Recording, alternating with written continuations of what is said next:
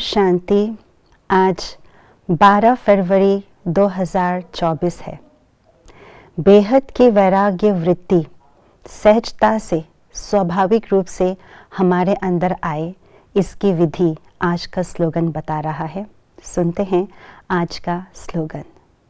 बेहद की सेवा में बिजी रहो तो बेहद का वैराग्य स्वतः आएगा।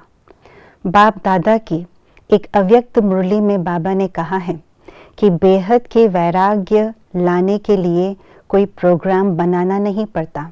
प्रोग्राम से कोई बेहद के वैराग्य वृत्ति आ नहीं सकता, परंतु बाबा ने कहा है कि अगर स्वतः स्वाभाविक रूप से बेहद के वैराग्य लाना है तो वो एक ही साधन है, और वो साधन है बेहद की सेवा के मैदान में आ जाना, बेहद की सेवा में सदा बिजी रहना। तो बेहद की सेवा का अर्थ क्या है?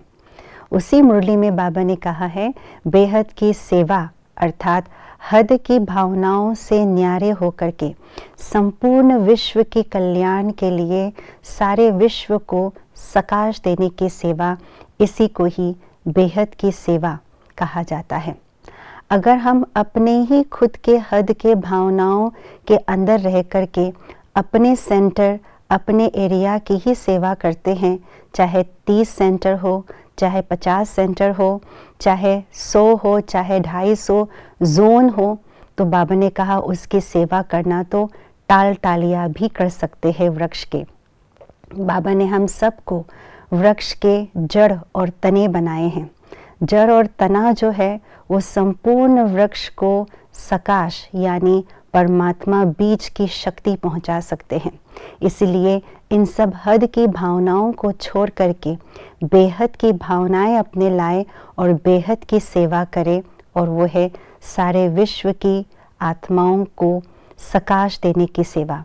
जब हम सारे विश्व की आत्माओं को सकाश देते हैं तो ऑटोमेटिकली मैं और मेरेपन की जो हद की भावनाएं हैं उनसे वैराग्य आ जाएगा।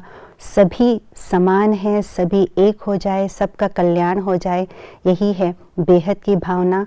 और ये बेहद की भावना कायम तब रह सकती है जब बेहद की वैराग्य वृत्ति आएगी। तो यही है स्वाभाविक रूप से बेहद की वैराग्य वृत्ति लाने का तरीका, बेहद की सेवा में बिजी रहना।